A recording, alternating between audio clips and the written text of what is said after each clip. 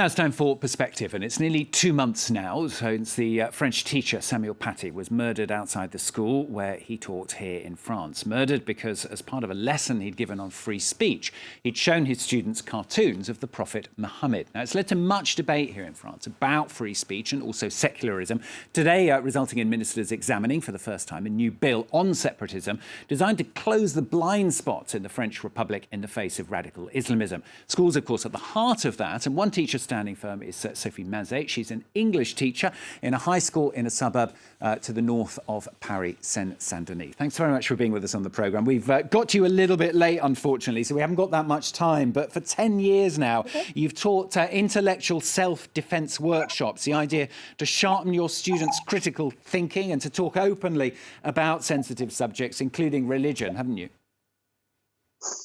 Yes, I'm sorry, I can't hear you that well because of the baby. Yes, I try to teach critical thinking and also with the themes of laicite, separation of church and state, in a way that would help them to sort of like shift their outlook and their perspective on things, in order to understand maybe concepts that they see as hollow or as very abstract, that don't seem to sort of that don't seem to be part of their lives. And how far do you go? Can you discuss anything? Pretty much anything, yes. The only thing I try to steer clear from is like very recent current events, but that's only because I wouldn't have the possibility myself to have enough distance in order to comment on extremely recent events. I mean, bearing in mind what happened to Samuel Paty, do you feel safe being able to talk about whatever you want to talk about in those classes? Well, that's the thing. I knew that something like that was going to happen because, like 10 years ago, we were threatened by Islamists, and so it was, for me, it was only a matter of time before something like that happened. So, am I afraid? Not any more than I was 10 years ago. That is to say, no, because if we don't teach what we have to teach, then it's pointless to actually try to do our job.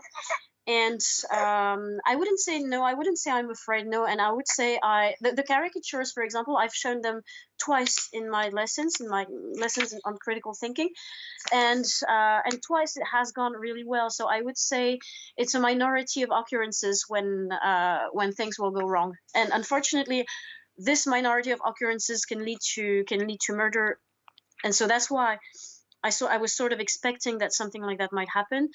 And just time to ask you very quickly as well. I mean, the law that's coming in, or maybe coming in, it's going to be discussed for the first time today. I mean, it's aimed to help people like you. Do you think it's good that kind of law could be coming in here in France?